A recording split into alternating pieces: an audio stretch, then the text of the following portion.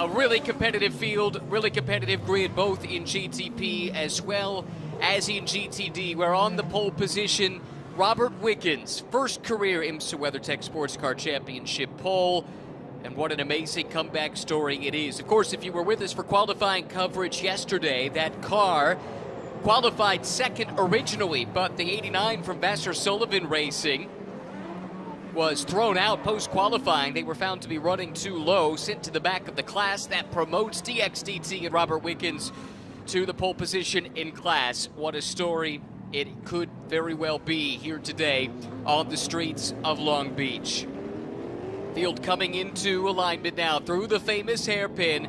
It's the shortest race, matched for the shortest race on the calendar for the WeatherTech Championship, but it's jam-packed with action as the green flag waves high above Long Beach. And it is leading the field down to turn number one. MICHELIN, the Acura for Meyer-Shank Racing, with a host of GTP cars coming in line behind. Three wide further back in the packet. Contact front to rear. One of the Porsches into the back of the Action Express car. That's Jack Aitken. Both cars able to continue on now through the fountain for the first time. Clean start, more or less. Feisty, wasn't it? A little bit of contact. Yeah, John. First corner. Sorry, Ryan. Yeah, just a little bit feisty for that first run. Let's wait for the GTs to come through the start. There was a slightly split start as the leaders come down Pine, turning right at turn number 8. That's where Colin Brown hit the wall pretty heavily earlier on in the weekend. That's required a change of chassis. Car started at the back. Don't forget we got the pole sitter in GTD also with issues and was put to the back after the ride height on the Vassar Sullivan number 89 was deemed not to be the right ride height. The team just an hour or so, a couple of hours ago actually, putting out a statement that they felt the car was all right, certainly before the qualifying, but they would abide by IMSA's ruling and take their punishment effectively. I thought it was odd that they waited until today to put that in. Meantime, it wasn't quite so friendly for the Dragon Speed number 81 green and, are we calling it purple or pink? I'm not certain. Gets backed into the tyres at turn number 7. And we've only had a minute and a half, couple of minutes, and we have our first full course yellow. Now, pits will not open here. This is crucial, Ryan. We were talking about this in qualifying and the free practice sessions. Because it's so close to the start of the race, this does not open the tactical window. No, it doesn't. And mostly we're talking about GTP there, where the minimum drive time is just 5 minutes. It's 30 minutes in GTD, so that would not really have been in consideration for them. But you're right, that's a rule this year. Inside the first 30 minutes, any full course yellows will go under the short full course yellow protocol, which means the pits do not open. And in the past, we probably would have seen some driver changes here right away in GTP because of the relatively short minimum drive time in this 100-minute race, but that's out of the equation now, and they'll have to find another way to square the circle strategically.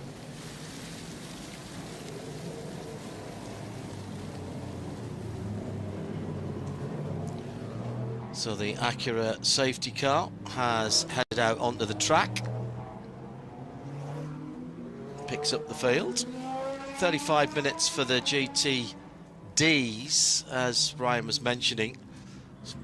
To be honest, there's not really anything to worry about in terms of the driver times for the prototypes. So Nick Yellerly held on to his pole position. Marco Wittmann in second, then the two Cadillacs, then the two Penske, Porsche Penske Motorsport 963s. The Aston Martin Heart of Racing got shuffled back a little bit with Ross Gunn. Very often you say that. Robert Wickens held on to his pole position for DXDT Racing. Wayne Taylor Racing in second for Lamborghini Huracan with Danny Formal. Our Porsche keys to the race. Well, we've mentioned the 35 minutes for GTDs, but nothing they can do at the moment in terms of pit stops anyways. The pits will not open. The patience that you require, talked about it in Michelin Countdown to Green. Yes, there's a decent pace disparity between the two sets of cars out here, but it's not about that. It's about how tight it is around the circuit. If you think of turns 1, 2, 3, 4 through the left-hander at turn 1 and then to the exit of the fountain, really even through turn 5 and 6, it's pretty difficult to pass there. Turn down the back straight and into turn 9 is a good spot, and down the front straight and into turn 1. So you are going to have some patience and work that track position. Some of the drivers saying that the new Michelin tyres, particularly in the GTP category, opens up the strategy. The last 2 years, this race has been won on a single set of Michelin tyres. 72 in the air, 117 on the track. It's the world feed, so we should be saying track temperature is 48 and air temperature is 22. No winds to talk about, 64% humidity, making it feel a little bit sticky out there at the moment. We'll be looking for our BDO Nose Strategy Award. When do they pull the trigger? Still over an hour and a half to run. No major changes in the VP in race update. Yellerly, Whitman, Aiken, Delatraz, Estra Andler, Van Thor, Albuquerque, Vanderhelm, Brown and Ross Gunn. And then in GTD from 12th on down, Wickens, Danny Formal. It's a position made up for Russell Ward there ahead of Spencer Pumpelly. They've swapped round from where they were on the grid. And Pat Gallagher, Manny Franco, Benny Pedersen, Zach Vanier, and the top 20 made up by the number 66 of Jake Walker for Gradient. Looks like we're coming back to green. Nick Yellerly assumes the role of the pace car, and off he goes, foot to the floor, and cracks on.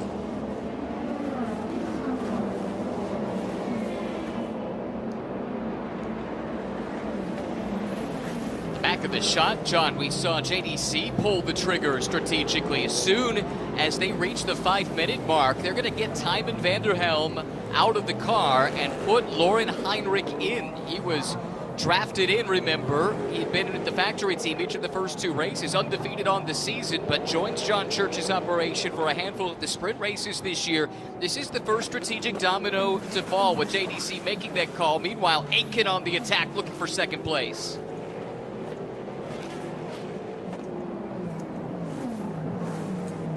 Well, that means they've come in at the end of that yellow flag.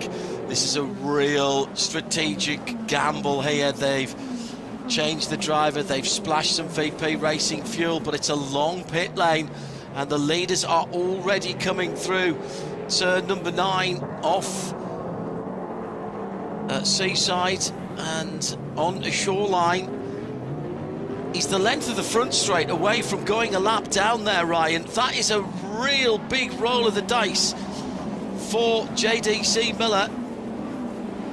So Tymon Vanderhelm, did he get out of the car? He must have got out of the car, surely.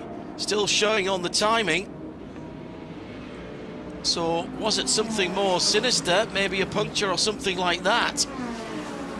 But heavens above, they are really taking a chance if that was strategic. Well, I do think there was a driver change. Pretty confident I saw that. So I believe this is strategic. This is no disrespect to Tymon, but he is significantly less experienced than all of the other drivers in the GTP class across the board. He's done well this weekend to be roughly within a second of the fast times in each of the sessions, but Heinrich clearly has been the quicker of the two. At times, he's been the quickest GTP driver full stop this weekend. So I think they saw this as an opportunity to get that driver change done as long as they stayed out ahead of the pack, and I think they did. We'll have to get that confirmed. But as long as they did, if they catch a yellow, that brings them right back into the mix with one of the fastest drivers in the field now in the car.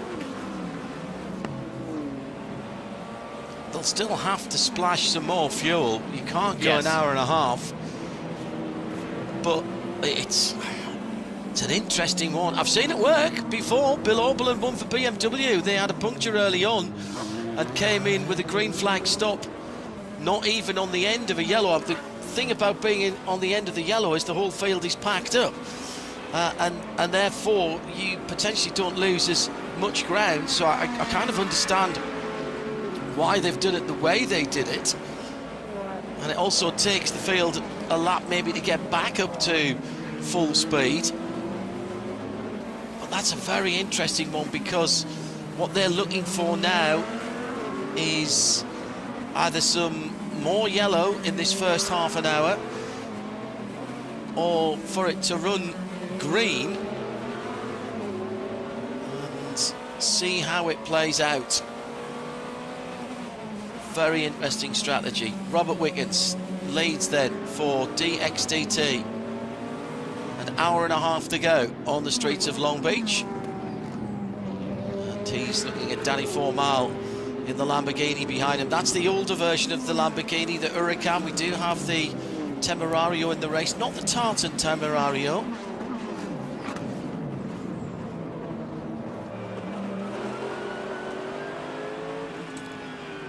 It's all light blue this weekend. At IMSA Radio if you'd like to get in touch. So Ryan, very interesting opening to the race. Short yellow for that bit of debris, and absolutely certain that Robert Wickens has lost none of his competitive edge.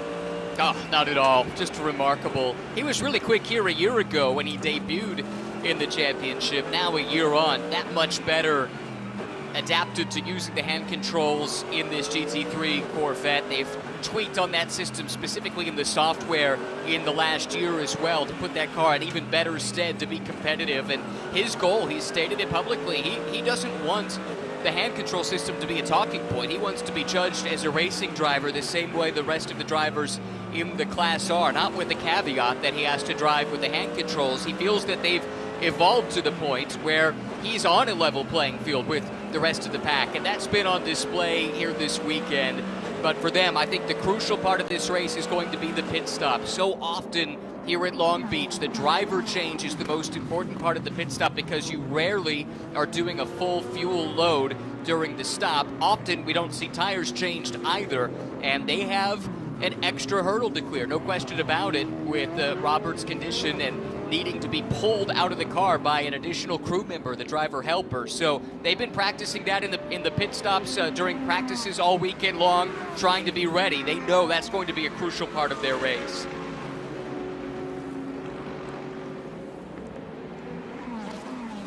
Looks like just a bit of a gap being opened up at the moment by Robert Wickens. 1.3 seconds in the context of a short lap like this is a decent gap through the fountain. Clockwise, as if it was a European, or a UK rather, roundabout traffic circle. Yellowly not getting away from Jack Aiken. Acura from Cadillac at the front of the field. Then there's a 3-second or so gap to Marco Wittmann, and another 3-second gap to Louis Delatraz.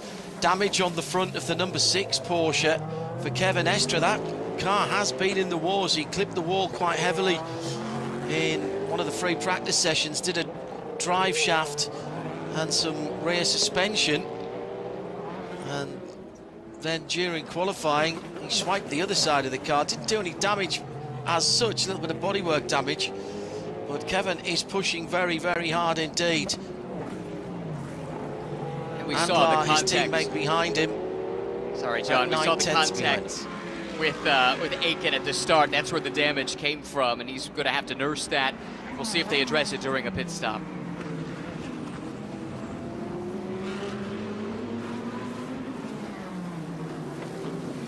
1.8 seconds now. Wickens to 4 mile. He's really getting the hammer down early on. Their pit stops are a work of genius. Absolutely incredible the way Robert gets out of the car with assistance. Looks like the Dragon Speed car is moving again after its little spin. Just being caught by Nick Yellowly, who has now been caught by Jack Aitken. That 6/10 has evaporated to absolutely nothing. Meantime, the number 12 full season GTD for Ben Pedersen. The car is the full season. He was making moves in that Lexus further down the field, battling for 6 with Patrick Gallagher and Manny Franco. Zach Vanier not too far away from that little battle pack as well. Russell Ward's just put the fastest lap of the GT race in so far. And we have got a proper scrap at the front of the field, Ryan. How we do indeed. Nick Yellowly under some pressure here from Jack Aitken. These are the two teams that have been so strong in qualifying each of the last 8 races. Either Meyershank Racing or Action Express has been on pole position in the WeatherTech Championship. Hasn't always resulted in a great race run, though, come race day. Right now, though, they're stretching this gap over Marco Wittmann. And for the Shank team, let's give a thought to the pit crew, because while, yes, they have the 93 starting on pole, the 60 car didn't even take part in qualifying because of the heavy damage that forced them to go to a spare tub. And I'm told that that crew was here until midnight or later working on it, and that includes the crew from the 93 as well. Everybody pitching in to try and get the spare car ready to go for the race today, and Collins at least up 1 spot here at the start. Hello to Rene DeBoer in Zandvoort for the Supercar Challenge this weekend, the Super C Challenge this weekend. In and out of the pit lane for that Colin Brown number 60. Again, this is tactical with 1 hour and 23 to go. I cannot believe they can go all the way on the VP fuel they've got on board at at IMSA radio.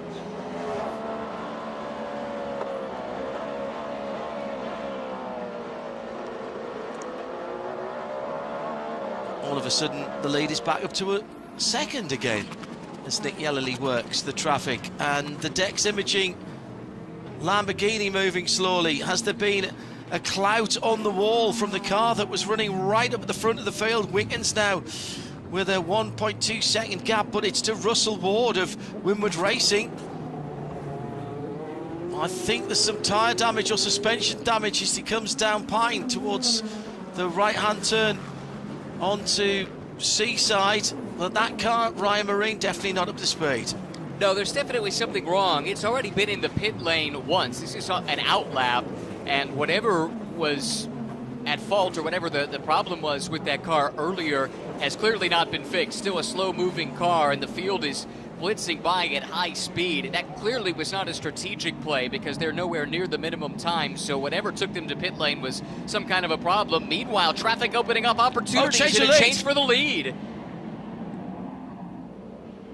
Indeed, traffic assisted. Nick Yellowly getting caught up behind Ori Fidani and pushing Ori Fidani through turn 14 and 15 as they through turn 11 and 12 as they were coming through to the final part of the circuit, and did himself no favours as Jack Aitken says thank you very much, goes through and pulls out a 2.5 second lead.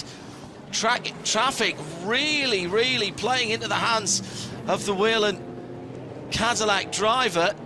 Some more bits and pieces of debris getting thrown up at turn 6 and 7. Here's another pit stop as well. This is Cadillac. This is Philippe Albuquerque in the lane with the number 10 car. So this again is strategic. I didn't see any tyres being offered, and that car is off and running again. But still, with 81 minutes to go, do they think they can go on fuel from here? I find it unlikely without the help of a lot of yellow, but there is the potential for that at a track like Long Beach. So this is one of the cars that was buried down the order a little bit. Same was true for Colin Brown when they came in. Same was true for JDC Miller. So again, we talked about it a lot in the qualifying show. Winners at Long Beach. For the last 5 years, the class winners, 12 out of 13 have come from the top 3 starting positions. You're not going to make it up likely on track on pure pace. So what you might have to do is try to be different. Hope that the yellows fall your way, whether that means being able to extend a stint 80 minutes or getting to a situation where now that you've topped off, you'll have a shorter fill, and if everybody pits under yellow, you might be able, because of that shorter fill, and you've already done your driver change, to get pit stops then in a subsequent round of, or get positions rather in a subsequent round of pit stops.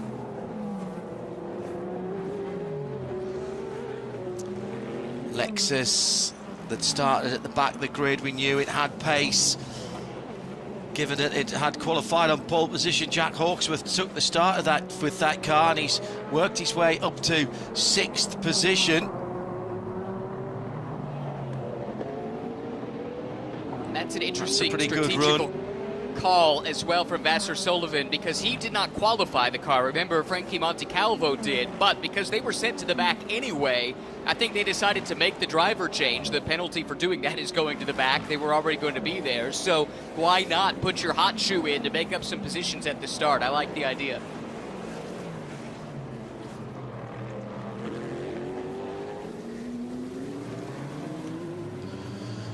Three and a half seconds though. Aiken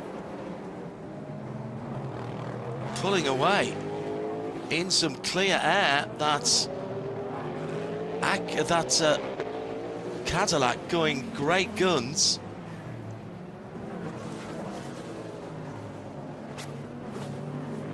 We're already into the traffic. Lap times all over the place up and down the grid. A second or a couple of seconds being lost or gained through the traffic. This is what we said in our Porsche keys to the race. Needing a bit of patience through the traffic, and unfortunately for Nick Yellerly, he just caught it at the wrong time. Actually hit the back of Ori Fadani as he was coming through into the hairpin, through the last left-hander before the right-handed hairpin. Oh, goodness me. An hour, 18 and 12, 11, 10, 9, 8 seconds to go. So still plenty of racing, almost 80 minutes to go on the streets of Long Beach. 3rd round of the WeatherTech Sports Car Championship for 2026. Ryan Marine and John Hindorf in the Ford Racing Global Broadcast Centre. And the battles throughout the GTD field continue, with Ben Petterson looking at the back of Patrick Gallagher as through goes one of the Porsches into the left-hand turn, down the hill at Pye. That's much steeper than it looks from the onboards, and then we can describe through turn number 8. On the seaside, it's a concrete canyon literally there, built up on both sides. Underneath the walkover bridge, and now down to turn 9, big bump in the braking area. Take all of that red, white and blue curve on the right hand side. Now through the left-hander, set the car up, get ready. You might even have to take your hand off the steering wheel to get round the tightest corner in IMSA racing. And across the line goes the GTD leader, and all of a sudden Robert Wickens has 2.3 seconds, Ryan Marine, on Russell Ward. Yeah, he's on the tour de force right now, and just remarkable. You mentioned the tightest corner in IMSA down at the hairpin. Think about what that means for Robert driving with this Bosch hand control system. He typically does the throttle with his right hand, but because he needs to grab a gear pretty quickly while still turning, he has to switch from throttle with the right hand to throttle with the left hand mid-corner, then grab the gear as he accelerates out of that tight corner. Just remarkable that he's able to adapt to that and been right on the pace all last year here at Long Beach, and certainly here this year too. One other note, I saw a stat that last year was the first year in Robert's racing career that he never managed a podium result. That's not sitting nicely with him. He's a guy used to succeeding in everything that he has done. This would be a massive result if he can hang on. Still a long way to go, and Mason Filippi's got a job to do when he climbs aboard the car, but Robert desperate to get at least a podium, if not more.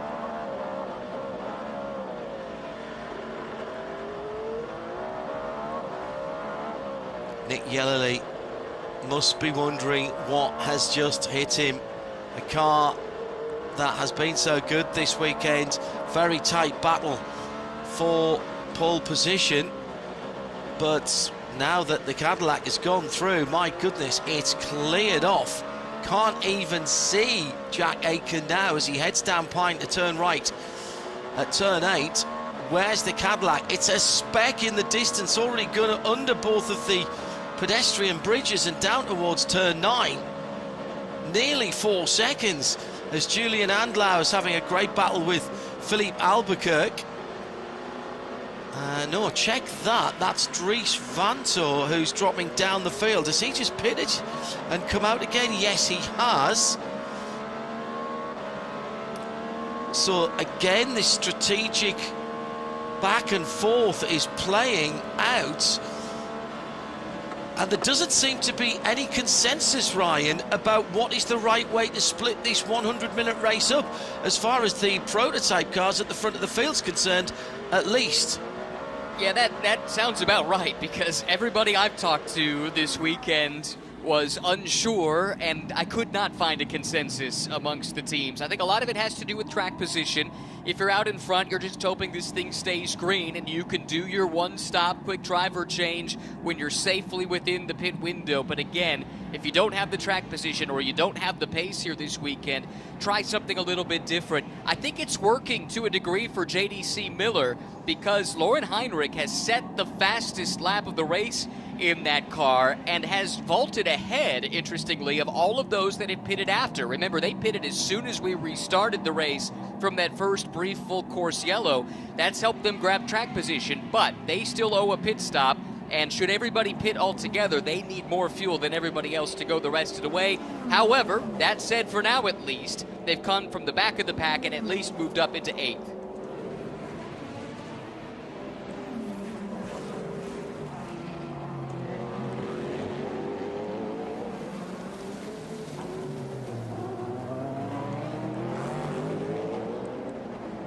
Russell Ward unable at the moment to close in on Robert Wickens,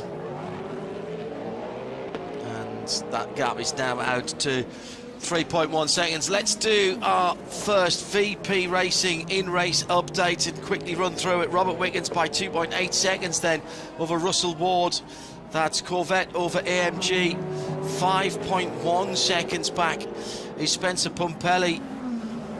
For Aston Martin, now in 3rd place, Pat Gallagher having a decent battle with Jack Hawksworth, who's now up to 5th position. He's got past Ben Pedersen in 6th, and then quite a big gap back to the rest of the field, led by the number 46 of Zach Vanier, the Pfaff Motorsport Temerario at the front of the field. Aitken now by just over 3 1/3 seconds.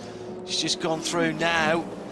1:13.6 against his best of 1:13.1, coming down to 66% of his virtual fuel tank.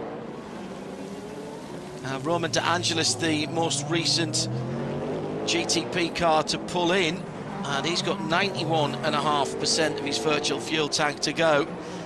Sheldon von der Linde after that stop, 97.8. Continuing down through the GTPs, then Aitken from Yellowly by 3 seconds. Then another 5 back to Marco Wittmann for the 25 BMW Cadillac Wayne Taylor Racing. 6.2 seconds. And Porsche Penske Motorsport have Kevin Estre and Julian Andlau in 5th and 6th position. That's your VP Racing update. An hour and 11 minutes to go. And our leader on lap number 22 is Jack Aitken. Ryan Marie. Well, this is not the best of news here for Aiken and the Action Express team, because they're stuck in some traffic. The BMW just ahead, this is Sheldon van der Linde, who just pitted. Not exactly sitting around. I mean, he's done the best first sector in that car and the best lap for that car on the most recent lap, but it is not the same kind of pace that we know the 31 is capable of. So that is actually letting Nick Yellowly close back in. He found another 3/10 or so on that last lap. I don't think Action Express would like to call the Whelen car in just yet. They're not inside the window where they can comfortably make it on just the one stop, but it becomes an easier part of the calculus when you're losing some time running in traffic. That said, it does look like now the tires are starting to come up to temp again on the BMW, and it's starting to pull away, so maybe not holding Aiken up as much, and that would then allow them to leave him out, which would be more in their strategic wheelhouse.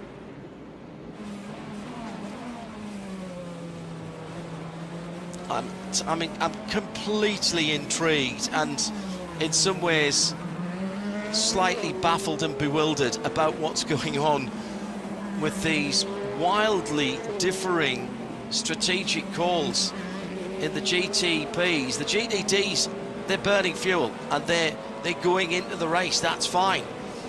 If you look through the top 10, none of the top 10 of the GTDs have stopped. The only car that has stopped is the troubled Wayne Taylor Racing Lamborghini Huracan that we saw going slower earlier on.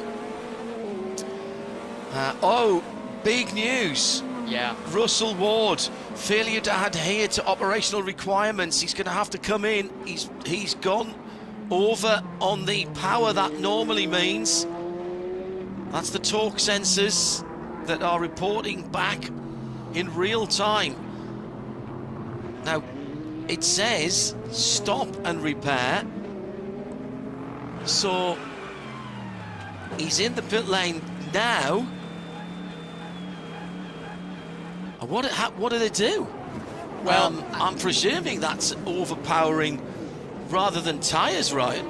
I think in this case, the message I saw said failure to adhere to tire operational requirements. So that sounds like tire pressure monitoring issues to me, which they will need to take care of. The tricky part here is they're outside of the minimum drive time. So if this had happened just a couple of minutes later, they could have come in, and as long as it's a quick fix, they could have made the driver change and at least been done with that, and then tried to stretch it to the end from there. But they're not going to satisfy Russell's drive time as it stands, and that really puts them in a conundrum. The team that has dominated this championship the last couple of years, they put the air in the tire, and they have to send Russell back out, like I said. So he loses all the track position, and he's still going to have to come in and pit again. Well, he's got to go long now, hasn't he? Yep. He'll go long now and try and push to the end of the VP Racing fuel rather than whatever strategic ideas they had. I mean, effectively, this car, although sitting 5th in the championship points, is right at the sharp end of the overall championship, because we've only had 2 of the long distance races at Ryan, and there's quite a lot of cars that are ahead of Winwood Racing in the championship who won't be around until the sailing 6 hours of the Glen. Exactly. So they're actually shown 6th in points coming in, but only 2 full-time teams are ahead of them, and that's the 13 Autosport, formerly AWA Corvette, that's not having a great day today either. And then the other is the Heart of Racing car, which is having a really good day. That's Spencer Pumpelly, who's deputizing this weekend for Tom Gamble, who's off on World Endurance Championship duty. Dudu Barrichello is the full season driver in that car, and they've not been off the podium through 2 races, 3rd and 2nd. Now, pit stops in GTP, and I think these could be, with a little fuel save, the final stops and a one-stopper here. Interesting that damage hasn't alerted race control. They've not called the 6 in before that. Wonder what they'll try and do with it, if anything, during this pit stop. Yeah, front damage to the left front. Bit of carbon fibre sticking off. That'll be dragged off, or will it be stuck back on? No, they're going to try and stick it back on. They've got a bit of pre-cut tape in the right colours of course, because it's Penske, and that's how they work. Driver change already done, ready to go. The car down off the jacks and gone. My goodness, that was a very, very quick stop indeed. I'm going to suggest they did not put Michelin tyres on that car. They left the tyres on which they started. Jack Aitken's coming from the lead, so Yellowly goes back to the front of the field. Wittmann coming in as well for BMW in the number 25. Hello to all the BMW, M Motorsport and WRT staff who are out in Italy for WEC tomorrow. We'll have coverage of that over on our sister service on RS1, the only free global coverage of the WEC again this year. And again, not a thought of putting new tyres on. This is incredible. These are the new warm-up quicker Michelin tyre compounds, 50% recyclable content in these tyres. And so, talking to some of the drivers earlier in the week, saving perhaps as much as half the time they were losing on the old tyres, on the previous version of these tyres. These are the new Pilot Michelin Endurance, and they basically warm up much, much quicker. No tyre warmers here or in the WEC, so a direct comparison can be made. And the teams and the drivers saying there is a big difference. Degradation was shown and longevity was shown to be pretty decent, particularly at Sebring. And I think that has emboldened these teams, Ryan, to do what Porsche have done the last couple of years and say, we're going to take these 4 Michelins all the way to the checkered flag. Yeah, the way it was explained to me effectively is, especially on the older tire, less so now with this newer one that warms up quicker, but there's too much time lost on a green flag pit stop on the outlap to make that viable, where you might see teams consider, especially in the GT ranks, maybe changing tires as if it came under yellow. And speaking of GT pit stops, we've satisfied the minimum drive time at 35 minutes now, and a lot of teams have elected to come in at the first time of asking. One other note is that the FAF Temerario had the same penalty issue by race control about tire pressure that we saw for the other car earlier, and that does come in their window. What I'm unsure of, though, is if you're allowed to do a driver change and satisfy that penalty in the same stop. If you are, they effectively bought it off cheaply, but I'm not entirely sure that that's permissible, so I'll try and get to the bottom of that. Well, it's a penalty stop, isn't it? In effect, it's a mechanical black flag sort of thing, and I'm not sure you can do any other work. Robert Wickens from the lead, pole position. He's out. The team member takes him to the wall, and we've already got a new driver in the car, ready to go. The fuel should be the determining factor. It was just putting the last of the belts up onto the hands devices. The car dropped down. That's a heck of a stop. There's high fives all around, and why would there not be? Hawksworth's gone through to the lead. Remember, he started at the back, but that's a car that had pole position pace. Yeah, I know they were running a little bit low, and Robert Wickens is absolutely over the moon about what's happened in that first stint in the pit stop. And now he'll just have to relax, sit back, rehydrate, and watch his teammate getting up to speed. Looks like the right shoulder harness wasn't on the hands device quite enough, but Hawksworth in the lead. I was going to say about that car, yes, it was on pole position, yes, it lost pole position for being out of spec, but all week that 89 car's been quick, so let's make no bones about it. That is a quick car, that Lexus 89. Here's Yellowly in from the lead. Louis Delatraz will go to the... big off down at turn number 8, and that's the BMW M. The number 25 car has gone in hard for Philip Eng. Somehow the damaged machine, with local cautions only, no, full course yellow, but he's managed to get it running again.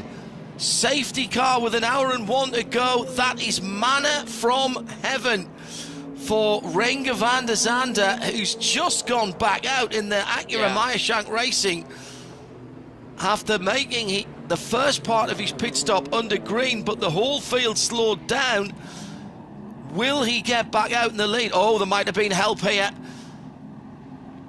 Lauren Heinrich from the number 5 JDC Miller down the inside and helping Philip Eng, who's come into the pit lane. Now, that will be a closed pit lane, but he is allowed to repair any damage under emergency service. And my Ryan Marine, has he got some damage? Bodywork, it looks like, though, more than anything else. Those Michelin tyres and wheels look like they're pointing in the right direction.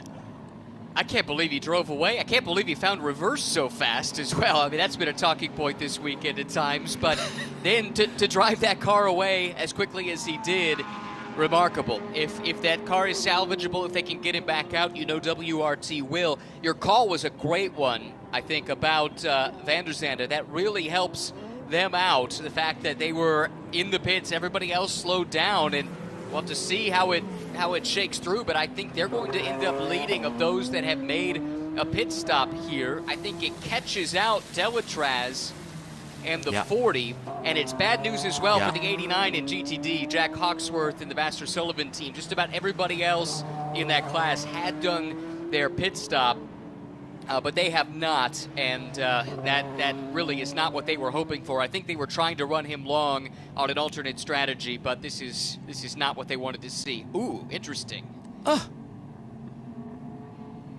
Well, that coming together may have started much earlier on. In fact, a lap earlier between Lauren Heinrich and the number 25 BMW Philip Eng, because on the back straight, which I presume was the previous lap, I've got to say Philip Eng was pushing the dark coloured Porsche into the wall, but how much contact was there the lap around, the next lap around? Race control are not going to be happy about that from either of the drivers. Two separate incidents that may have just had tempers risen and blood just up a little too high, and I'm sure that there'll be a bit of talking to required. Now, I was pretty certain I saw Philip Eng come into the pit lane. Did he just drive straight through then? And they had a look at the damage as he went by, because he didn't seem to be stopped for any great amount of time. I think you're right. I'm trying to see if I can judge how long he spent in the pit lane. But yeah, that almost certainly was just a quick pass through, and they'll come back in when the pits open up to avoid any sanction. Yep. But yeah, interesting call. Noted by race control, car 25 in closed pit did not stop. There you go. So let's quickly give you a rundown before the pits do open. Louis Delatraz leads for Cadillac. The number 40 car has not stopped. He has been caught out by the timing of the Acura safety car. Renger van der Zande got in and out ahead of Fred Vesti. So exactly as we thought, Acura Meyershank Racing, the number 93 car, which was on pole position, lost it in traffic to Jack Aitken, has gained it back by going longer and catching a safety car as they were in the pits that slowed the rest of the field down. And when Delatraz pits, as surely he will, under the safety car, because all he's going to do is go to the back of the pack. He'll give up some track position, but he still gets his pit stop done, and he will be right in behind Philip Eng and Philippe Manaza when we go back green. Then it's Cadillac for Fred Vesti. That's the Whelan car. Then Cadillac Wayne Taylor, Philippe Ambelkirk, Lauren Heinrich in the JDC Miller. Is there some sanction coming there? It will only happen under green flag. Then Lawrence Vanto in 6th. for Porsche Penske Motorsport. Roman De Angelis, quiet opening for the Heart of Racing Valkyrie. Tom Blomqvist in 8th, 9th Sheldon von der Linde for BMW M Team WRT, then Felipe Nasser and Philip Eng. Jack Hawksworth is leading for Vasser Sullivan Racing. He has not stopped, so he's worked his way from the back to the front, but the pit stops are going to take him all the way back again. But that car has got pace. Mason Filippi, DXDT Racing, will take over the lead when Hawksworth finally makes his stop. Dudu Barrichello, Heart of Racing, missing the WEC to prioritise his IMSA campaign with Heart of Racing. He's in 3rd in the number 27 Aston. Aaron Tielitz for Vasser Sullivan RCF in 4th. Robbie Forley in 5th for Turner Motorsport in the number 96 car. Then Corey Lewis for Gradient in the Mustang. Andrea Caldarelli for Pfaff Motorsport in the bright blue Temerario, the new Lamborghini GT3. Conquest Racing's Albert Costa, well, we've seen him put a very good second half of the race together in races past. Then Harry King for AO Racing. That was another car that was in the wall at turn 1 earlier in the weekend. The 177 restored to life for Roxy as it this weekend, and the top 10 rounded off by Fred Scharndorf for Inception Racing, who leads the bronze category. Philip Eng definitely squeezing the JDC Porsche into the wall on the back straight the previous lap, but was there contact coming down to 8, and how will race control look at that in terms of it being one incident, 2 parts of the same incident? Was it a bit of retaliation? But that will certainly be looked at. Mid-race recap from Pelotti. 32 laps completed. Delatraz leads, but also a pit stop. Already 2 cautions just for 4 laps. Some damage to Danny Formal's Wayne Taylor Racing car. They've come back into the pits, but not an official retirement as yet. So 27 cars still on the track. Pits have been opened for prototypes, and in has come Louis Delatraz, Philippe Albuquerque, Lauren Heinrich and Tom Blomqvist. The cars, some of those cars had already pitted, so what they're going to do, presumably, Ryan, is top off with VP fuel. They might as well put a new set of tyres on, because we're under caution, and all that's going to happen is they will be in 7th, 8th, 9th and 10th position. It's no lose for them, and they'll have fresher tyres towards the end of the race. I think that's right. I mean, maybe if you're Delatraz and you were the better placed of them, you might want to try and cover off losing those 3 places, given how hard it is to pass. But if you're at the very back, no reason not to throw some Michelins at these cars at this stage. And in the background, I did feel like I heard some air guns there, so it seems like that's likely what took place for at least a couple of the cars that came in. One other note, we both thought that maybe Windward would try and run long, given the fact that they were out of sequence in GTD. They had that tire pressure monitoring system issue. They didn't. They were, at least for a little while, trapped a lap down, but they got the wave around, so they're back on the lead lap, and they have Philip Ellis in the car. So despite doing one more stop than just about everybody in GTD, they don't have the track position, but at least they're now on the same sequence as everybody else, and they've got their rocket ship behind the wheel.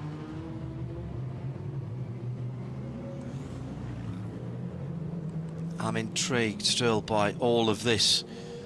We said in our Porsche Keys to Race during Michelin Countdown to Green, is track position more important here than anywhere else on the IMSA calendar?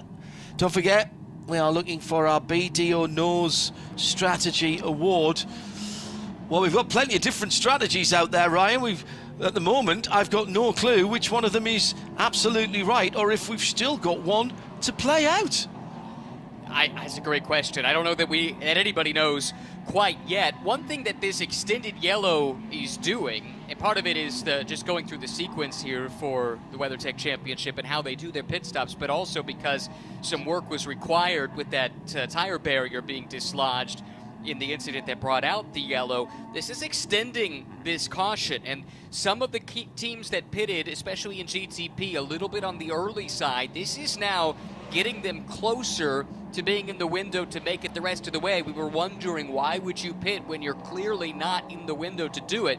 That's true if it stays green, but an extended yellow like this, and maybe if we add another before this thing is all said and done, I'm not hoping for it, but it could happen on a street course, then all of a sudden you could see the Valkyrie, for instance, which pitted 30 minutes ago, sits in 4th right now. Maybe they're in a position with a little fuel save where they don't need another stop, where we would have thought they would have before this long full course yellow came out. Yeah, I love your boyish enthusiasm, Brian. I really do. There's a couple of very fast straights here, a lot of hard accelerating. Hello to Lee Jordan, watching only his 3rd ever IMSA race. Thanks for the kind words, as he's tuned in from the UK. What is it, coming up to 10 o'clock at night in the UK. Thomas Rickers with us from Germany. Richard Kelly also tuned in. Hello to, like, your thoughts about some of the paid schemes as well. Hello to Nigel Dobby, haven't seen you in here for a little while. And Nigel, big Corvette fan, of course. Also to Casey. And to Andy Gibson, he's watching on the video feed. A green goldfish is in Germany as well. Good to see Robert Wickens in that first stint flying. Long Beach always brings out the creative genius of the strategists. Don't envy being in their shoes. And Sean Olmsted as well, tuned in tonight, as well as Citrus. Very big international following this afternoon, this evening, however it is, wherever you are. Running a little earlier in the day than perhaps we have done in years gone by, which makes it a little more reasonable in the European time zones. A lot of interest in the Imola paddock. A lot of teams, Heart of Racing running in both, of course. We've got WRT running in both, and then of course manufacturers running in both as well. Ford, as well as the General Motors brands, Porsche, Winward Racing, as well, running over in the NLS this weekend, running the Max Verstappen car. Coming back to green, 47.5 minutes to go. Green flags in the air. Renger van der Zande with Fred Vesti right up his tailpipes, but jumps away nicely on the restart. Down shoreline, that right-handed curving front straight, as we call it. Oh, big dive down the inside late, and the Aston Martin is hit by the BMW. Oh, that's a nasty one. On the restart, there was an opening for a moment, but it was always going to close, and the 23 Aston Martin is stranded. Roman De Angelis getting dive bombed by Sheldon von der Linde. Race control will have to sort this one out. Von der Linde comes from a long way back, gets alongside, has to ride the curb. Carbon fibre flies. Still warming their tyres up off the start. It's a bold move. Would the BMW have made it? Maybe, maybe not. Ryan Marine came from a long, long way back there. Race control have got more work to look at. Yeah, they do, and unfortunately Roman has not been able to get out of the tire bundle, and that brings out another full course yellow. One thing I will say in Van der Linde's defense is there's a really good chance that Roman was trying to save fuel with a big lift and coast there. It looked like Sheldon pulled out of line, thought about making the move, then got back in line, and all of a sudden found himself closing in on the Aston, and he might have just been diving to the inside in avoidance as much as anything else. The end result, though, still not good for the Valkyrie, who desperately needed this yellow. They just needed to not be the yellow. Yeah, I see what you say. Couldn't find reverse there as well. Love the hustle of the AMR safety crew. AMR doesn't stand for Aston Martin Racing. They'll go and help anybody, not just the Aston Martin Valkyrie, but really hustling, trying to get that car back rolling again before it lost a lap. Not sure they got that done, actually. Just a couple of notes from race control. The BMW and the Porsche, that Eng and Lauren Heinrich incident, the second incident is under review. And what I'm just going to have a look at is to see if the first one is under review as well.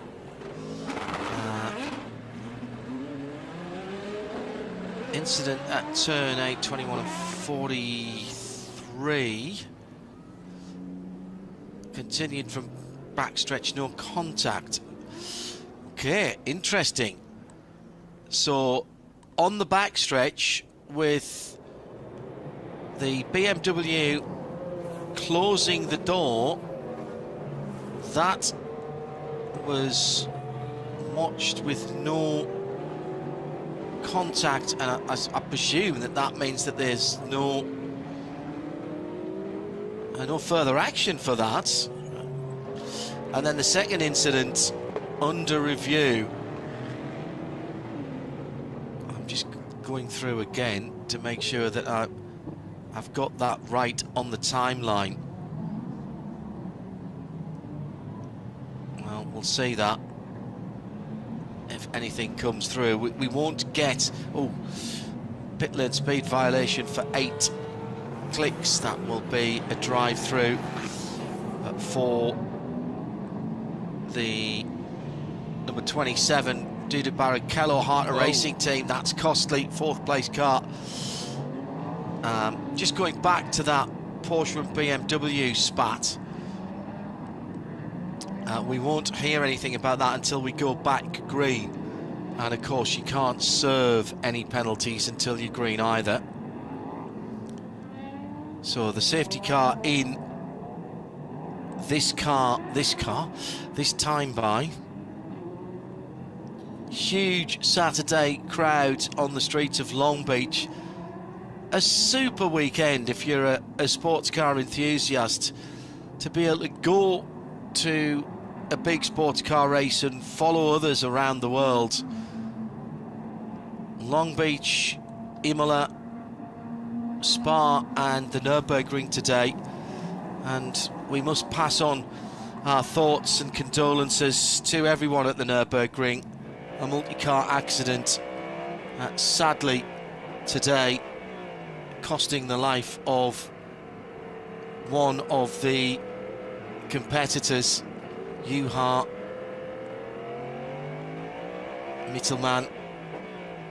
Michelin, the BMW driver, 66 years old. He's been competing there for 20 years.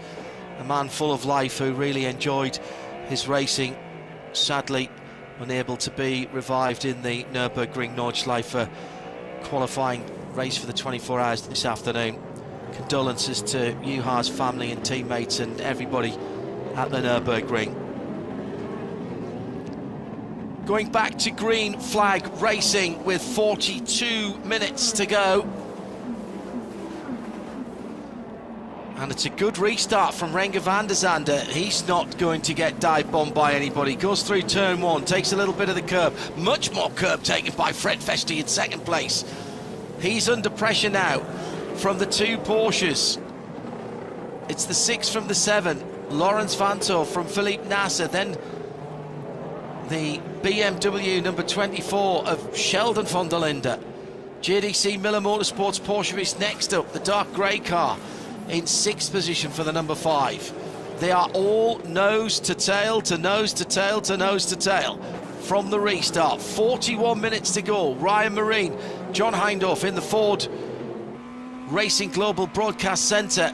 Who has got the fuel numbers right? That's basically what it's coming down to here, I reckon, Ryan. Who's got the fuel count right?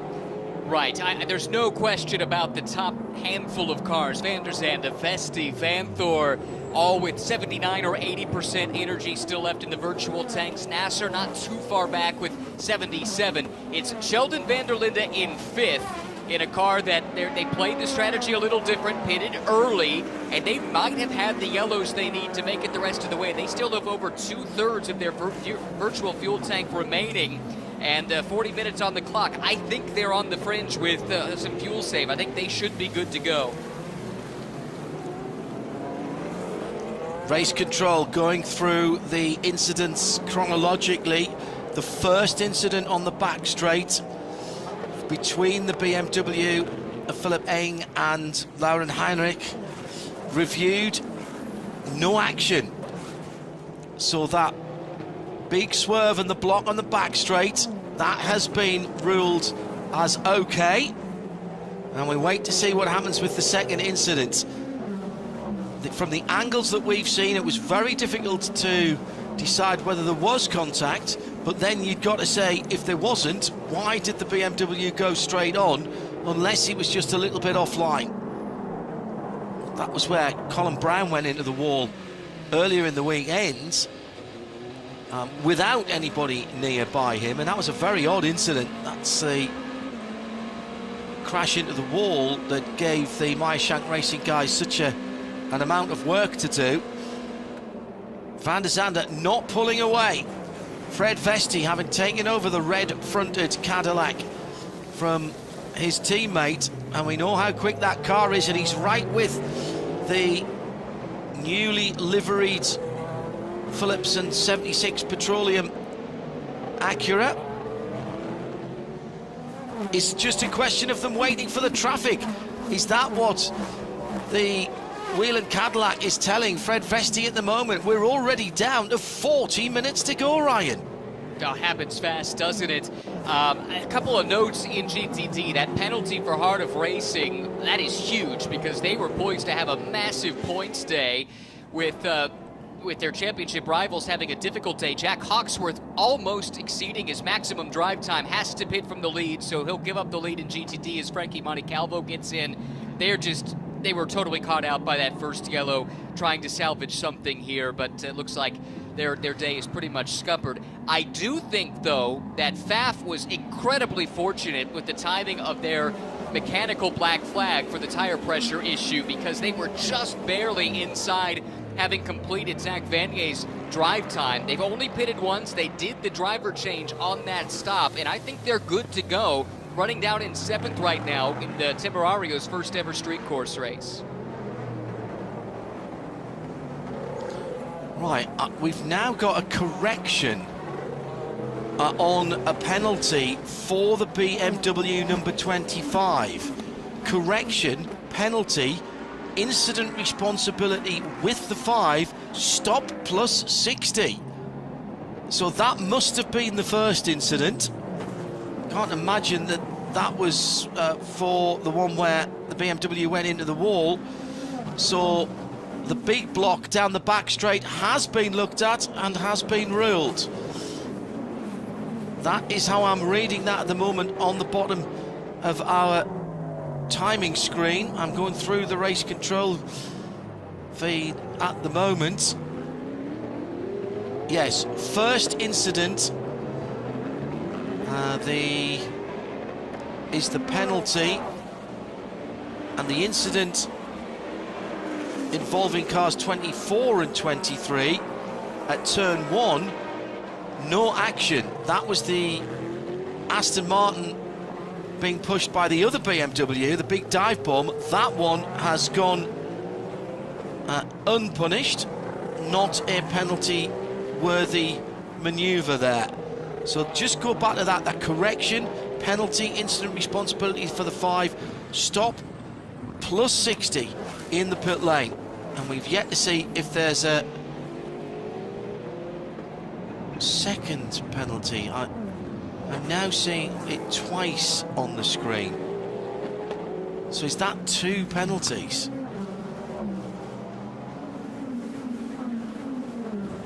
Car 25. Car 5 penalty, incident responsibility with 25, stop, plus 60. No, that is the correction. I see. They've put them round the other way. Okay. I'm still not entirely certain, Ryan, the way that is come up on the screen, which of those incidents have been penalised, reading what we're saying on the race control screen. The upshot of it is one or other of those incidents have been penalised, and it is the BMW who'll have to come in and serve the penalty. The number 25 BMW.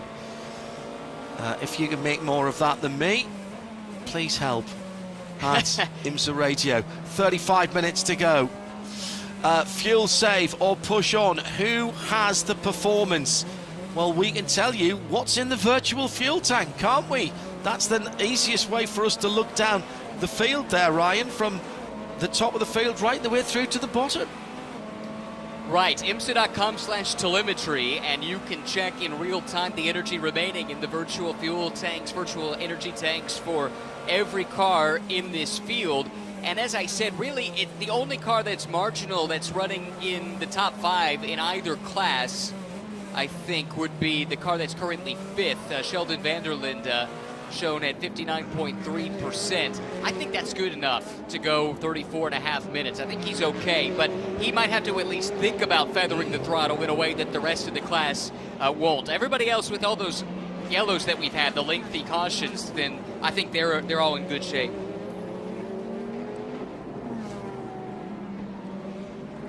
From the top then, 79% for Renger van der Zande, 79.1 for the second place Cadillac of Fred Vesti, 77.6 for Lawrence Vanto. So he can burn a little bit less, 76% for his teammate, 67.1 for Sheldon van der Linde, 81 for the JDC Miller Motorsports Porsche. That could get spicy towards the end of the race. And in GTD, Aaron Thielitz, 74.1. The cars behind him, 78.5, 76.9, 79.6. This is percentage of a full tank of energy, a full complement of stint energy. Big battle, almost 3 wide with GTs, Porsche, and down the inside, here comes the Dragon Speed car into turn 1, gets it done on the number 120 Wright Motorsport car. And we've got lead prototypes coming through that battle as well, getting caught up around the fountain. This is Long Beach at its finest. BMW side by side with DXDT. The Turner Motorsport car, and into the wall. The door mirror is flipped up in the air from the left-hand side of the DXDT pole sitting car. The Turner BMW has got rear bodywork damage behind the rear Michelin wheel and tyre, and through a beautiful little move there by the Conquest Racing Ferrari, taking an opportunity whilst all heck was breaking loose in front of them to nip through and make up a position. Albert Costa, I've told you he was good in the last parts of the race, and he's done very well there to get through completely unscathed, Ryan. Well, something has really shuffled up the order in GTD, because when Hawksworth pitted, Mason Filippi should have assumed the lead, but he's been shuffled all the way back in this order, quite a ways down, maybe top 5, top 6, something like that. And we're looking at a replay here of Foley muscling up the inside of the Corvette. That's where the damage happened to the Turner BMW, and then a couple other cars were able to come on by as well, which makes me wonder if there's something amiss with the early race leading car in GTD, because Filippi is quick. He lost his mirror getting squeezed up against the wall a couple of moments ago on the left-hand side. Now he's back in his rhythm again, but shuffled way down the order from the front of the field down to 6th, and suddenly it's Vassar Sullivan with the 12 car that we didn't talk a whole lot about in the first half of the race that has been projected up to the front.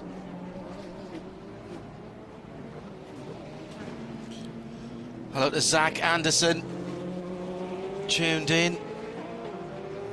A lot of people in Europe with this earlier time slots on the Acura Grand Prix of Long Beach weekend, really paying dividends for our audience over in the UK and Europe.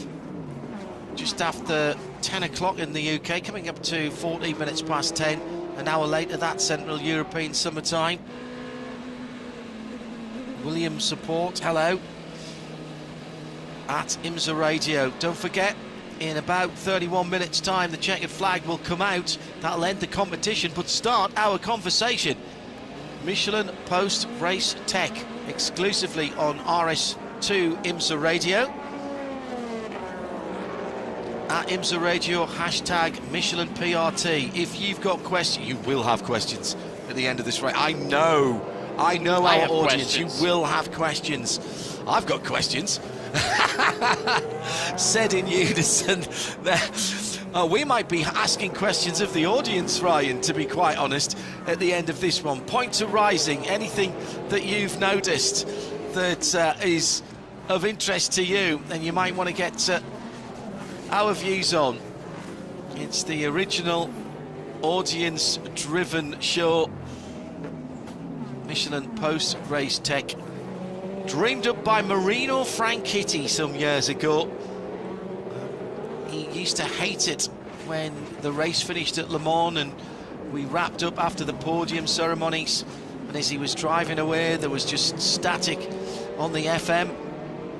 He said, you really should stay on for a bit and have a chat. Marino, we've just done 4 days of broadcasting in a 24-hour broadcast that we got to the track 8 hours ahead of the time that the broadcast started. Yeah, I know, but it's just sad when you drive away and there's just static. All right, we'll think of something. We'll do a wrap-up programme.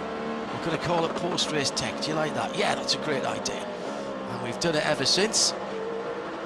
And it just allows us as well to perhaps wind down a little bit and look back on the events of the race and potentially the weekend and the qualifying as well. And what a weekend it's been at the moment for Acura, continuing to get to the sharp end of the field in the race that bears their manufacturer name, Ryan. Yeah, and I talked to Mike Schenk earlier today, and he said this is a race, whether it's on the sports car side or the IndyCar side, they have not won, and it's high, high, high on their list, and for no small reason, because of the tie-in with Acura. We know the future of the Acura program at IMSA very much in doubt at the moment. That's been reported in the press extensively here this weekend, but what they can do is deliver pretty much on the home track for American Honda and Acura Racing just down the road in Santa Clarita. And a lot of Acura and Honda folks are here taking a good close look at this. This has been a good recovery for them. Remember, they got shuffled out of the lead in the first stint due to traffic. They got lucky with the timing of the yellow. They were in the pits when the yellow came out. That allowed them to cycle back through to the lead, and then Renger van der Zande has done the rest, building up a 2.6 second lead over Long Beach debutant Fred Vesti.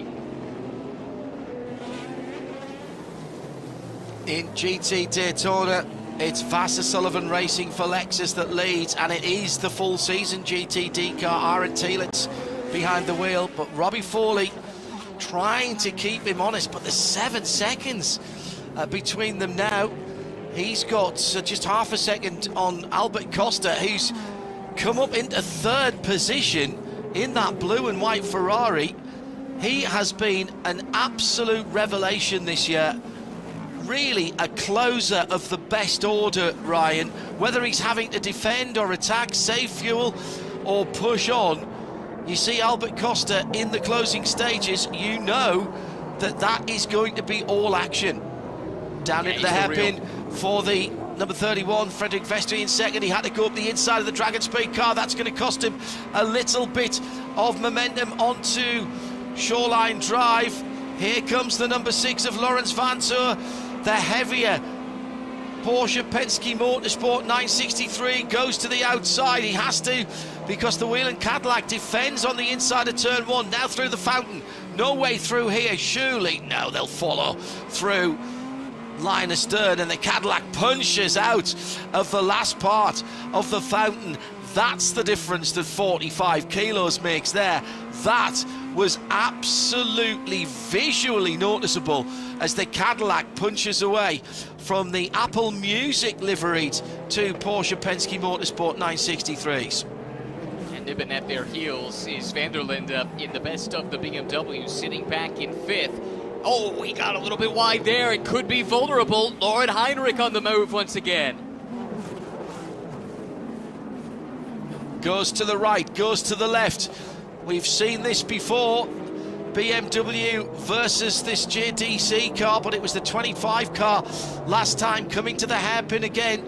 Lauren Heinrich, who is really giving it his all. Remember, that car is 45 kilos. That's nearly 100 pounds lighter to the two Penske Porsches ahead of it, but it's not the same model year.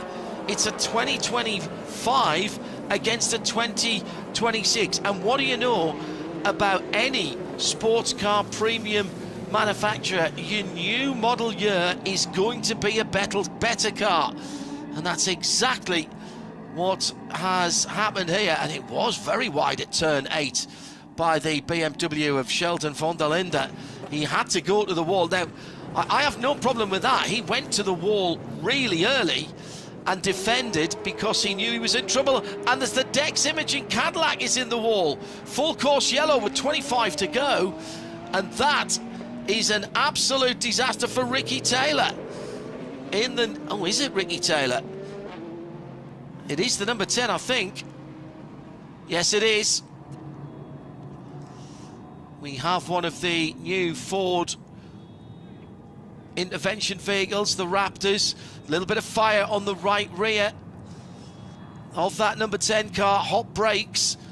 And the AMR safety team with their new for 2026 Raptor F-150 Raptors. Now, how did that Dex Imaging car end up in the tyre bundle at the outside of turn number 6? Oh, dear me. Did he just clip the curb as he came through? That was very bizarre, Ryan. I'm not sure that I saw Ricky do very much wrong there.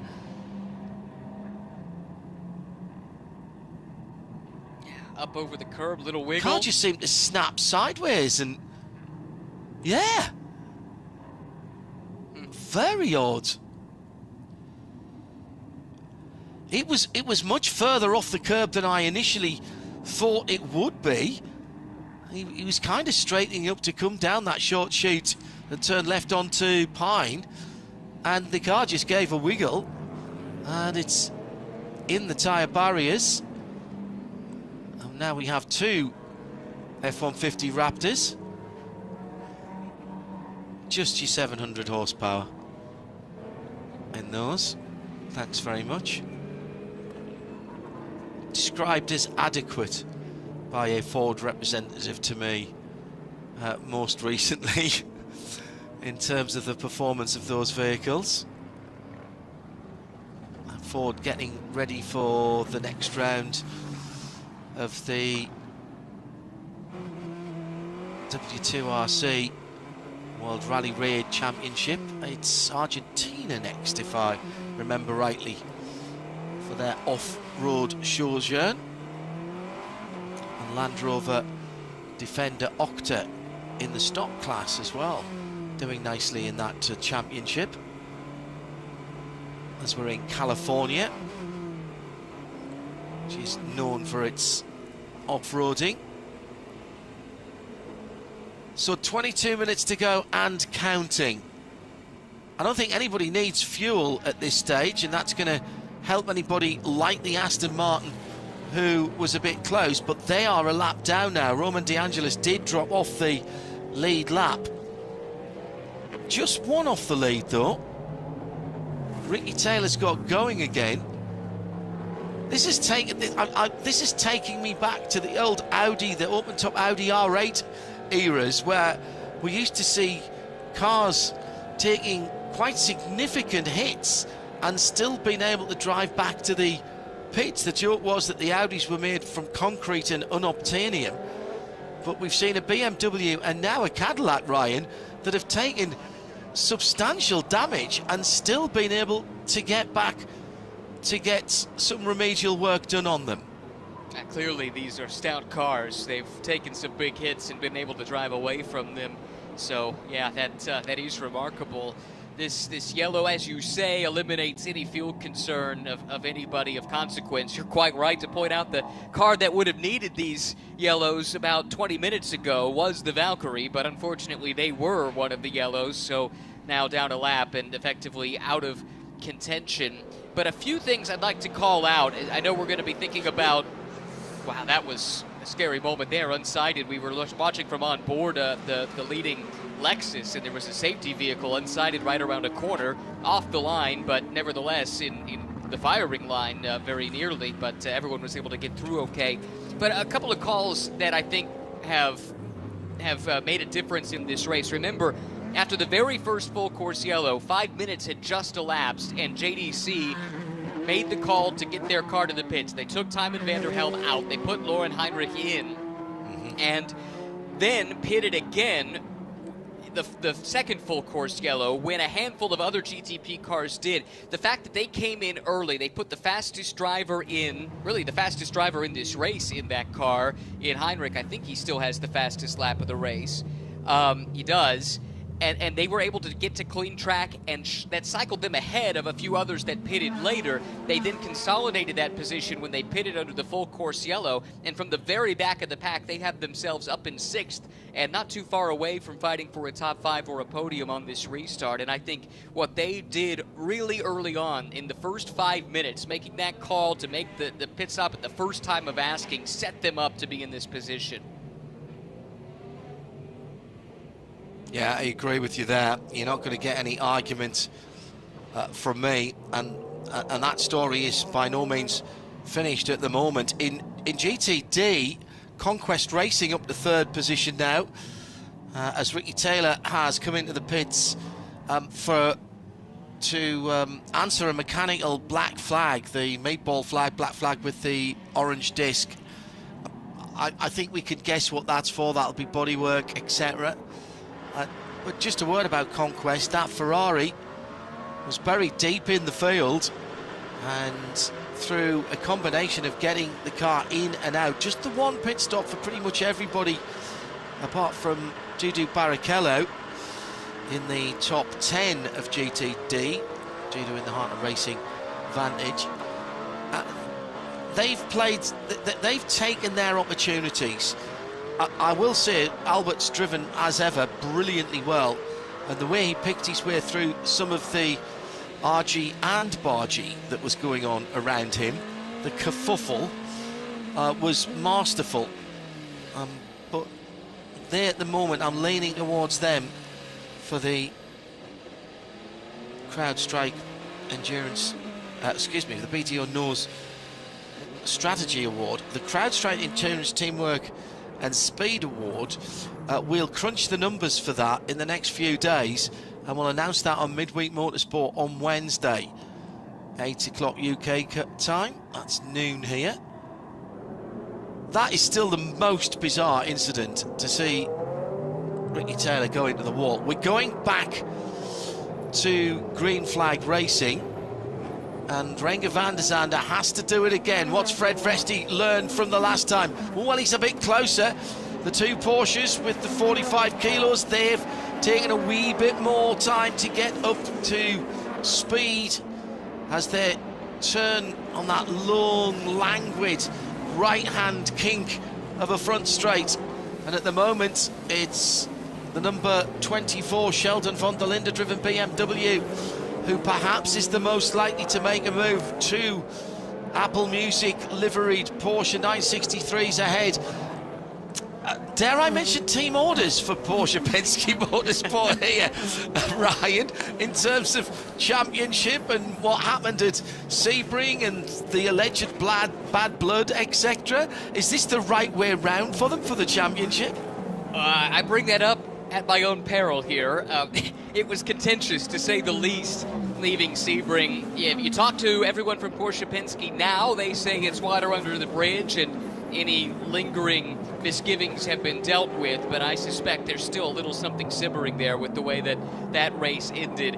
I don't know. I mean, we've heard quotes from the team saying, look, if we were in the same position, we would do it again. We might handle it a little bit differently, but they are thinking as a team first and thinking about getting Porsche to victory lane first and foremost. I think it's too soon to start thinking about points here in the championship. My supposition is that they'll, within reason, let these two fight it out, but no excessive risks taken here with 15 minutes to go.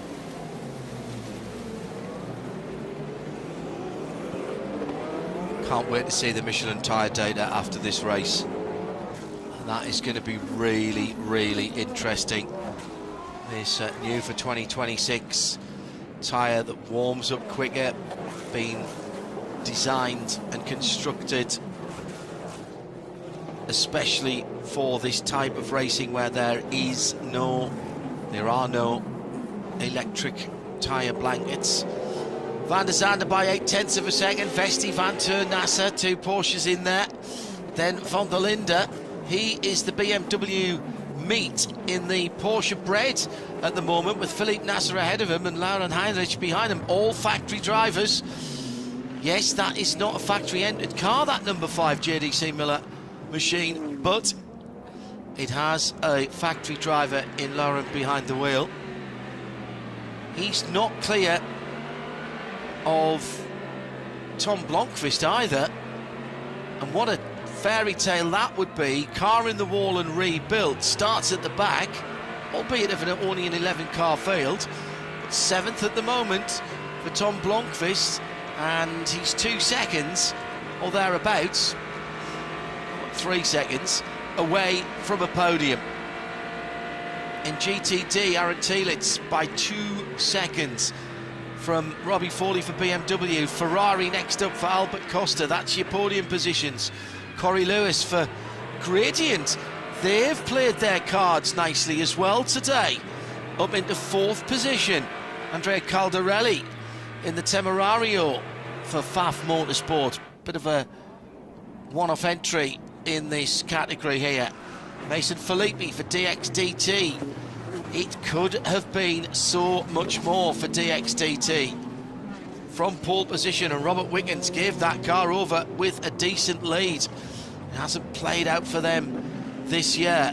Through turn 8 for the Liquid Moly on one side and Turner Motorsport on the other.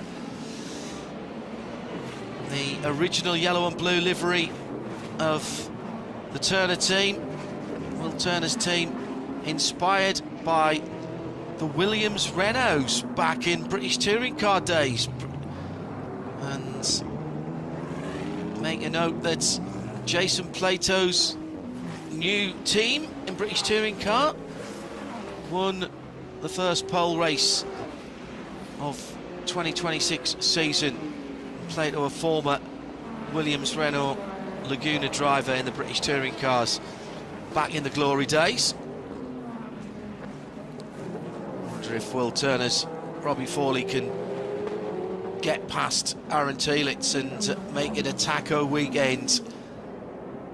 Always celebrate with tacos. 12 minutes to go, Ryan. I get the feeling that we may not have seen the last of the action, the entertainment, and possibly the controversy. I agree, because we're seeing the gap at the front close in. Less than a second now between the leader Van der Zande and Fred Vesti, who's gaining mileage here at Long Beach. Now just half a second between the top two. It's really, really close there. As for Turner, I think they might celebrate a podium the way they have typically celebrated wins, because can you believe the last podium for them in the WeatherTech Championship all the way back in September of 2024 at the Indianapolis Motor Speedway? It's been that long. They went a whole season without a podium last year. Second place, especially to the Lexus, which has been so strong here this weekend. Nothing to sniff at. I think Will Turner and crew would be very happy if they were able to hang on.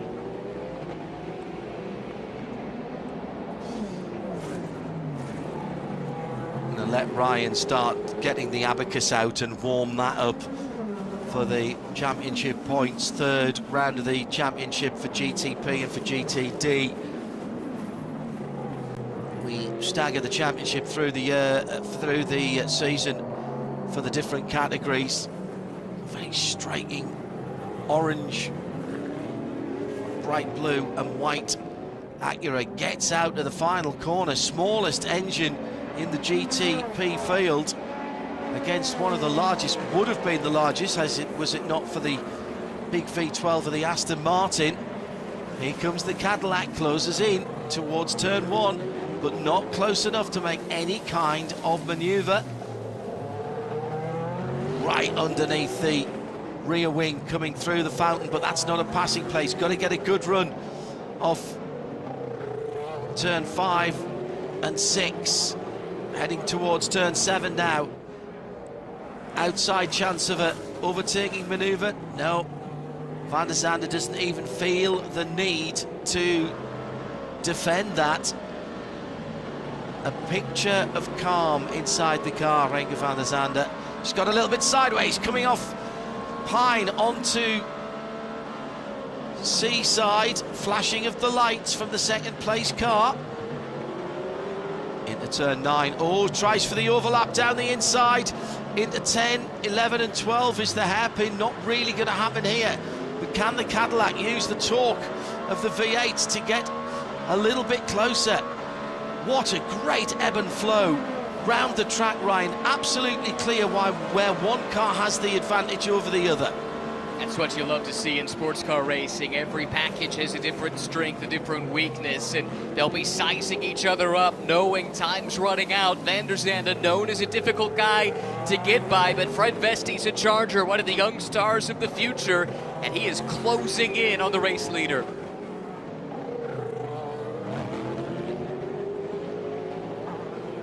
Under 10 minutes now. Really, anything could still happen. And in GT, oh my goodness me, Roxy, I think, just losing a position there, the number 177. Vassar Sullivan Racing right up behind them. DXDT Racing, Mason Filippi, and in the wall. Oh, I mentioned gradient, I really shouldn't have. I'm really sorry, guys. Corey Lewis has had contact, and all of the front aerodynamics and bumper and the front clip is hanging off the left-hand side of the car, and it's a full course yellow with 8 3/4 minutes to go. Well, that's not how a Ford Mustang is meant to look. Corey is driven straight on at turn 1. I presume what he'll do is take the shortcut and get out of the way. That is a real disappointment for the whole team at Gradient, who would work their way quietly, gently into a good position. So that moves everyone up. It's still Thielitz leading in GT from Robbie Forley, Albert Costa still on third step of the podium as it stands at the moment. Then Caldarelli for Faf, Inception. Fred Scharndorf is the best of the Bronze Cup driving teams. Then Mason Filippi in the top 6. And at the front of the field, now what happened? Oh dear, coming out a turn, the final turn, the hairpin, we had 3 cars wide, and somehow Corey Lewis got the worst of it, and I'm not entirely sure how, if I'm honest there.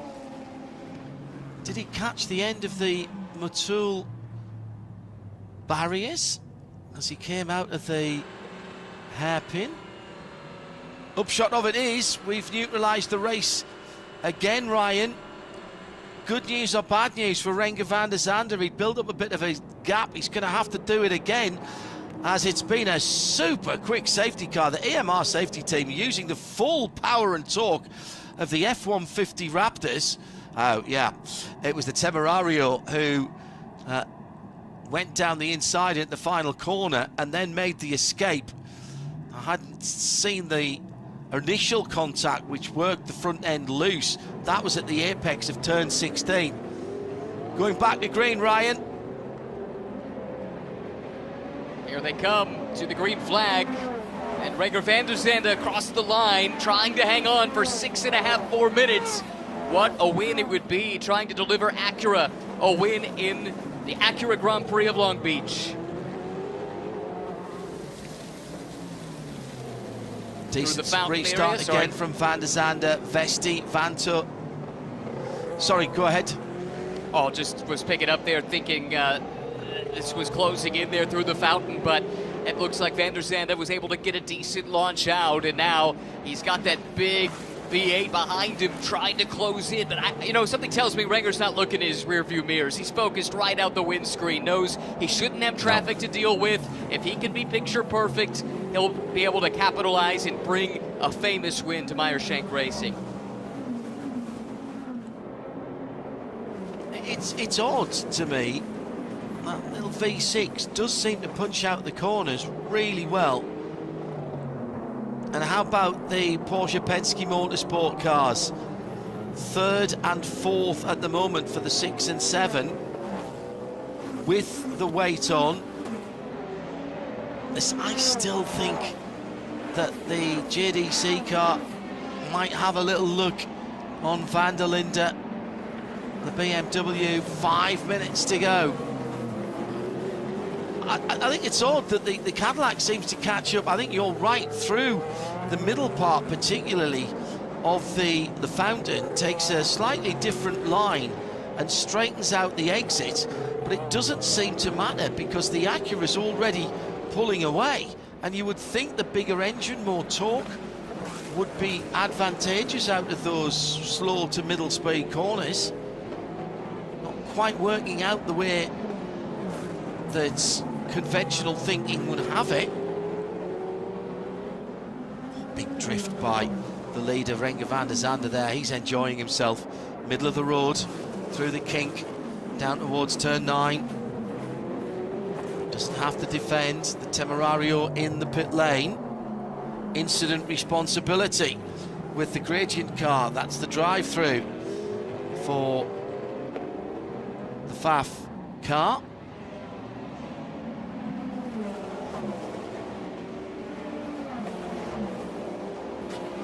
Four minutes to go, Ryan.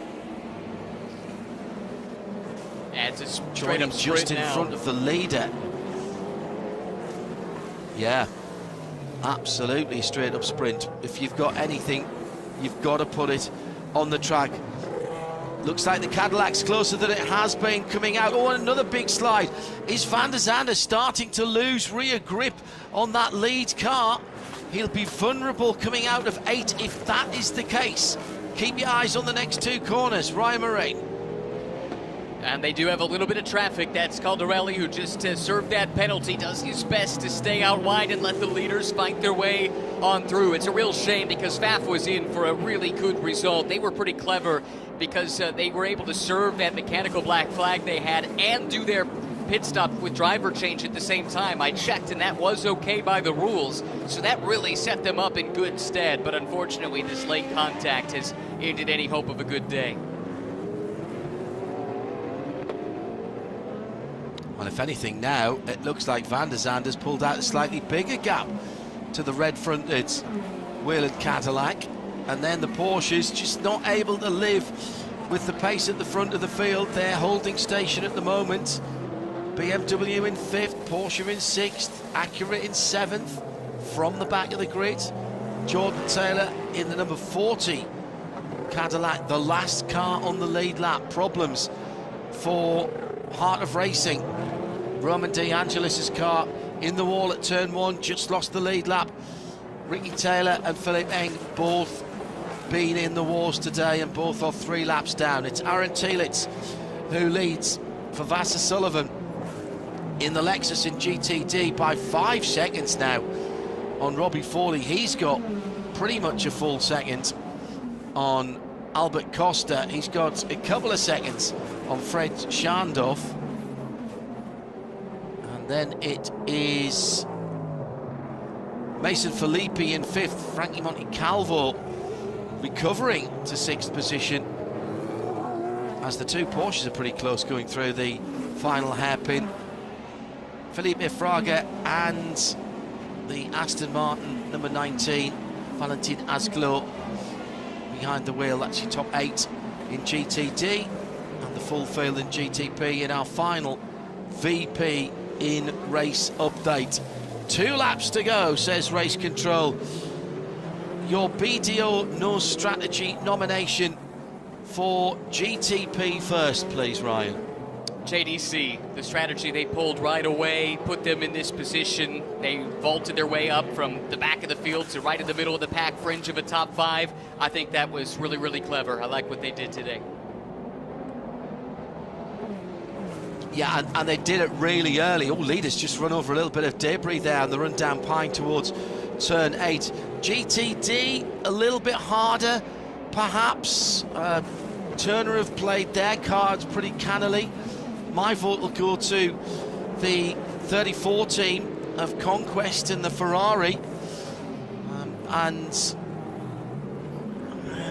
it's tight for me, though, because I thought Gradient had done a good job. They're out the race, but that wasn't their fault. I don't know whether I could still give it to them for that as we go on to the final lap. What do you think, GTD? I think they're deserving as anybody. I think Faf was worthy of consideration for their quickness on their feet, trying to capitalize on the penalty, and when it came. But yeah, I would be fine with Turner. I'd be fine with Conquest. I'd be fine with Grady, and I'll give you the final call.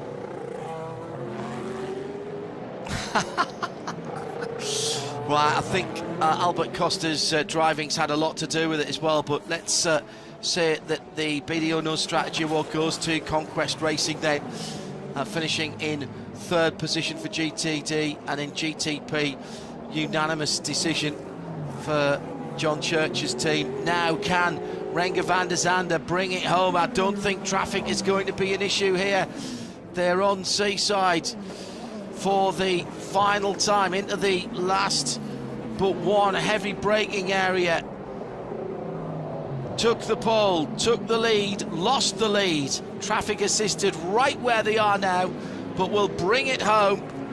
And it's Acura at the Acura Grand Prix of Long Beach, and the number 93 car in their new livery wins it by 0.8 of a second from Cadillac in second. It's the Whelen Cadillac number 31.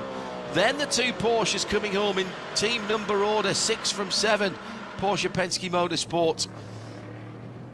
Van der Linde for BMW, the number 24 car, the best for them.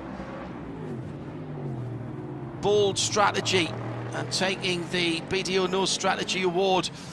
6th place for Timon van der Helm, for Lauren Heinrich, and of course for John Church. Good to see that private team right in amongst the factory cars again. And in GTD, just one more corner. There's life in the Lexus yet. The new GR GT3 was on the Nordschleife last week, getting shaken down and doing some more development, but it's another win and more trophies in the cabinet for Vasser Sullivan and the RCF GT3. Aaron Thielitz, in some ways that's the right car for them. That's the full season GTD car that takes the top points ahead of Robbie Foley, 5 seconds back even after that late restart, and just half a second or so away from 3rd place Albert Costa in the Conquest car. Then Fred Scharndorf anchoring the Inception Racing Ferrari 296 home, and they win the bronze category, the Bronze Cup. Then Vasser Sullivan's 2nd Lexus RCF GT, and DXDT could have been so different. Pole position and a stunning first stint, showing he has lost none of his racing skills and racing brain and racing talent for Robert Wickens. Mason Filippi, slower cars, also being passed by the leaders. Big fumble, dropped a couple of places, ends up in 6th place. That is racing on the streets at Long Beach and how it goes. I'm talking just enough, hopefully, to let Ryan do a bit of arithmetic on the point situation at the moment. You'll recall we talked about a number of teams who are only doing the longer races, and this is the first of the short race championship, the sprint championship. So as you finished here is as you stand in that championship.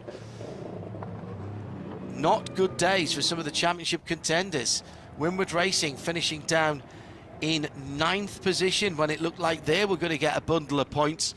How's it looking in GTP in terms of the points, Ryan? All right, rough tally here, so bear with me, but I believe, leaving Long Beach, that Anlauer and Nasser will have the championship lead by 30 points over Lauren Heinrich, interestingly enough. They had driven together in the first 2 races of the season. Jack Aiken would be just 10 points further back in 3rd place, and I'm not going to hazard a guess a little bit further down the order. GTD, this was a wild one. You mentioned contenders having bad days. That's really the case. Dudu Barrichello came in with the points lead, finished 11th. Of the drivers in the field this weekend, Spencer Pumpelly had the next most points. Well, he drove with Dudu Barrichello this weekend, so he's still 126 points in arrears. The big gainers, from what I can tell, were Turner with the podium run. They should just be 40 points out of the championship lead, leaving Long Beach. This is pending post-race technical inspection and also pending my rough math being correct. But assuming I got my sums right, that's the way it's looking here. But I should also mention that the 13 Autosport car that came in pretty well placed in the points, they also had a tough day, only finished 12th. And you mentioned Winward, they only finished in 9th place. So a missed opportunity for those 2 teams to make up some ground when Heart of Racing had a difficult day today. Thanks to Anthony Florio reminding me, fitting that the Vassar-Sullivan car wins on the streets of Long Beach on the 30-year anniversary of Jimmy Vassar's victory in the Target IndyCar. Marvellous stuff. So down in Victory Circle, the orange, blue and white number 93 has been brought to a halt. Renger van der Zande with the VP checkered flag. He gets up on the side of the car, and my goodness me, that is a happy man. Looked like it could have gone either way, to be honest, Ryan, when we saw the Jack Aiken driven Whelen Cadillac. That had a massive turn of speed in that part of the race, and as soon as he got into the lead, Jack cleared off. But good strategy from them as well, actually, and a little bit of luck. You need a little bit of luck. The Acura safety car helping the Acura ARX-06, only because it had to be out there. Let's be brutally honest, we're not suggesting anything untoward, but it wasn't even a full yellow pit stop that got them the win. They just were on the end of their pit stop, and that slowed down people enough who'd taken the previous stop. So the top 3 then, Acura Meyershank Racing with Curb Agajanian from Cadillac Whelen and Porsche Penske Motorsport, they'll be on the podium. Then the 7 Porsche, the number 24 Van der Linde, Dries Vanthoor BMW pick up a few points. JDC Miller, Timon van der Helm getting out early, straight after that first full course caution. And in GTD, Vassar-Sullivan, Turner Motorsport and Conquest on the podium. Inception take the bronze category and the Bronze Cup points. Then Vassar Racing, DXDT in 6th position. Problems for everybody pretty much lower down than that.